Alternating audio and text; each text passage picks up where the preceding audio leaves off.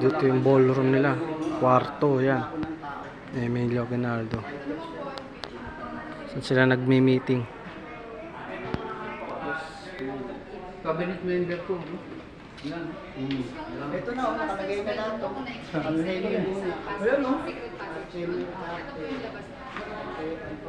Ayun yung mga tao. Nagtululo na. Isa may itabog kayo. Pakinggan natin. Ibang ibabaw niya is picture ng mother niya. Pinto po yun. Yan. Mga maraming Ayan, Jose Coronel. Baldomero Aguinaldo, Pio del Pilar.